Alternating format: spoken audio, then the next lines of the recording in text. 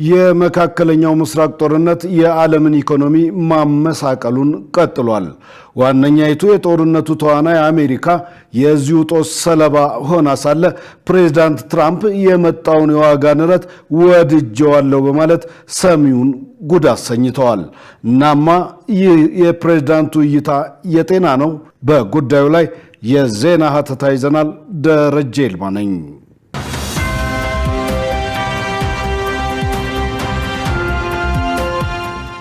በመካከለኛው ምስራቅ በዓለም የኃይል ምንጭ የንግድ መተላለፊያና የጂኦፖለቲካ ማዕከል በመሆኑ በአካባቢው የሚፈጠር ማንኛውም አለመረጋጋት በዓለም ኢኮኖሚ ላይ ፈጣንና ሰፊ ተጽዕኖ ያሳድራል። በቅርብ ዓመታት በእስራኤል፣ በኢራን፣ በጋዛ ሰርጥና በቀይ ባህር አካባቢ የተባባሱ ግጭቶች፣ የነዳጅ ዋጋ መናር፣ የንግድ ሰንሰለት መላላት፣ የዋጋ ንረት መፈጠር የፋይናንስን ገበያና የእድገት ተስፋ በከፍተኛ ደረጃ መንካቱ እርግጥ ነው።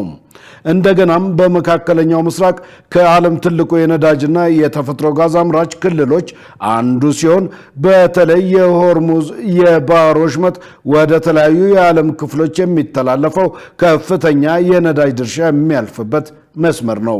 በአካባቢው ግጭት ሲፈጠር፣ ጦርነት ሲባባስ የነዳጅ ዋጋ ይንራል። የመርከብ መድን ወጪም እንደዚሁ። በነዳጅ አቅርቦት ላይ ስጋት ከመፈጠር ባለፈ የኤሌክትሪክና የማምረቻ ወጪ የሚጨምር እንደመሆኑ በአጠቃላይ በአውሮፓ በኤሽያና በአፍሪካ አህጉር የኢኮኖሚ እንቅስቃሴ ላይ ቀጥተኛ ተጽዕኖ ያሳድራል። በተለይ የነዳጅ አስመጪ ሀገራት እንደ ኢትዮጵያ ሁሉ ከፍተኛ ችግር ይገጥማቸዋል። ምክንያቱም የነዳጅ ወጪ፣ የምንዛሪ ጫና፣ የሸቀጦች ዋጋና የኑሮ ውድነት በአንድ ጊዜ ይጨምራሉ። ጦርነቱ ከተስፋፋ ደግሞ የዓለም ኢኮኖሚ እድገት የበለጠ ሊቀዛቀዝና የንግድ ሰንሰለቶች ተጨማሪ የመበጣጠስ አደጋ ሊያጋጥማቸው ይችላል።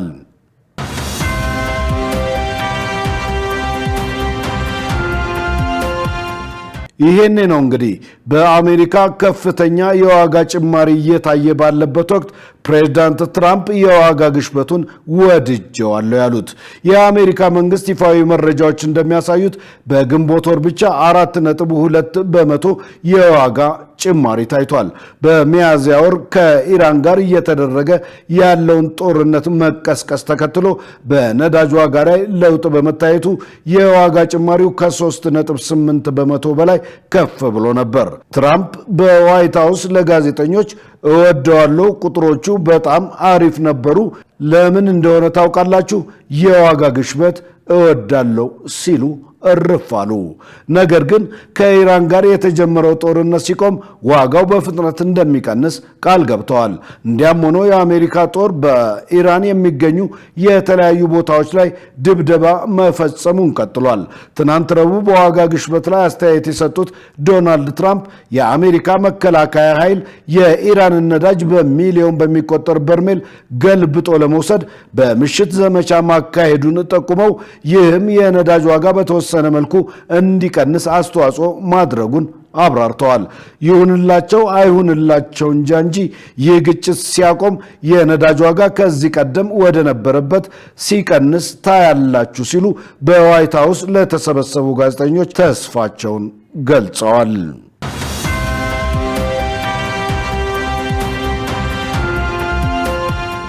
አሁን ላይ የብሬንት ድፍድፍ ነዳጅ ዘይት ከኢራን ጦርነት በፊት ከነበረው ጋር ሲነጻጸር በከፍተኛ ዋጋ እየተሸጠ ነው። ትራምፕ በኋላ ላይ ለኒውዮርክ ታይምስ በሰጡት አስተያየት ንግግራቸው ከአውድ ውጪ ትርጓሜ እንደተሰጠው ተናግረው ማለት የፈለጉት የዋጋ ግሽበቱ ከተጠበቀው በጣም ዝቅ ያለ እንደሆነ አብራርተዋል።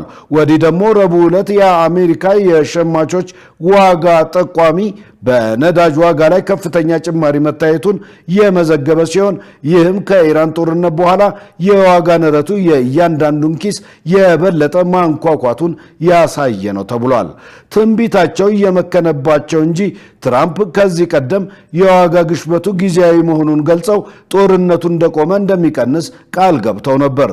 የሆነ ሆኖ የአሜሪካ የዋጋ ግሽበት በጆ ባይደን ስልጣን ዘመን ከነበረው 9.1 በመቶ ዝቅ ያለ ነው።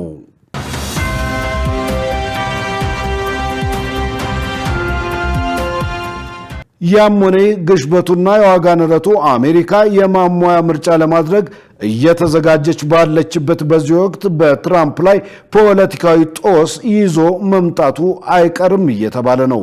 ከፍተኛ ዋጋ ጭማሪ ሲኖር የአሜሪካ የፌዴራል ግምጃ ቤት ለሚገዛቸው ሰነዶች ከፍተኛ ወለድ እንዲከፍል ስለሚገደድ በኢኮኖሚው ላይ አሉታዊ ተጽዕኖ ይኖረዋል ማለቱን ቢቢሲ በዲጂታል ገጹ አስነብቧል። በአሜሪካ የነዳጅና የኤነርጂ ዋጋ ባለፈው ዓመት ከነበረው ጋር ሲነጻጸር በግንቦት ወር ጭማሪ ያሳየ ሲሆን ፔትሮሊየም ደግሞ ከፍተኛውን ድርሻ ይይዛል።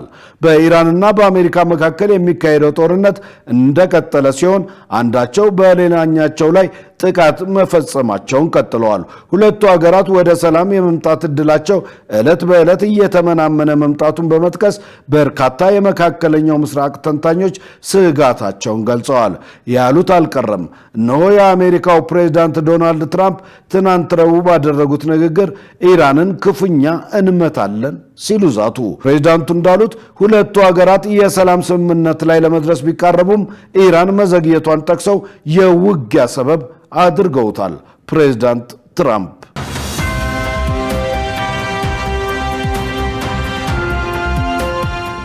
ከኢራን ወገን የውጭ ጉዳይ ሚኒስቴር ቃል አቀባይ ኢስማኤል ባጋይ የትኛውንም ጥቃት ወይም ዛቻ ችላ ብለን አናልፍም ሲሉ ምላሽ ሰጡ።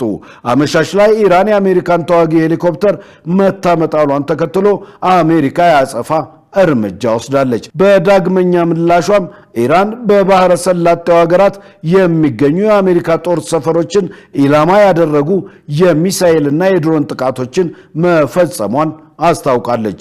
ቁምቡላ መወራወራቸውን በጀመሩበት አፍታ የኢራን የውጭ ጉዳይ ሚኒስቴር ቃል አቀባይ ቴህራን ከዋሽንግተን ጋር የምታደርገውን ድርድር የሚቀጥልበትን መንገድ እንደምታጤነው አስታወቁ። ቃል አቀባዩ ኢስማኤል ባጋይ ኢራንና አሜሪካ የተኩስ ልውውጥ ማድረጋቸውን ተከትሎ ዲፕሎማሲ በባዶ ሜዳ አይከናወንም፣ የዲፕሎማሲ ሂደት እንዲቀጥል ለማስቻል በተወሰነ መጠን ለእንቅስቃሴ ክፍተት መስጠት ያስፈልጋል ብለዋል። አሜሪካ የሚቃረኑ መልእክቶች በማስተላለፍ የድርድር ሂደቱን እየጎዳች ነው ሲሉ ወንጅለዋል። አቋምና ፍላጎት በመለወጥ እንዲሁም በተደጋጋሚ የተኩስ አቁም በመጣስም አሜሪካን ከሰዋል።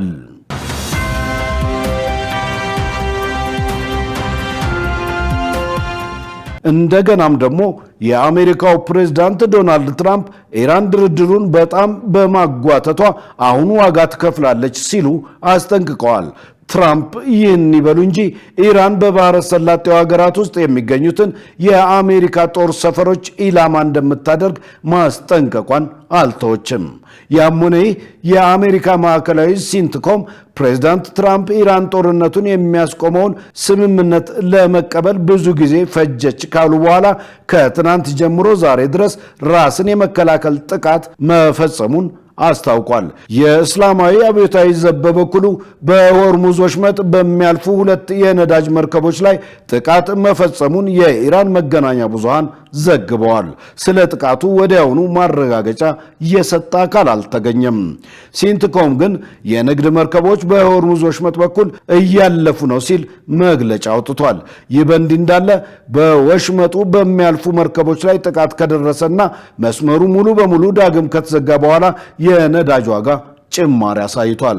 ዛሬ ማለዳ በኤሲያ ገበያ ብሬንት ድፍድፍ ነዳጅ ዘይት በበርሜል የ2% ጭማሪ በማሳየት $95 መሸጥ ጀምሯል።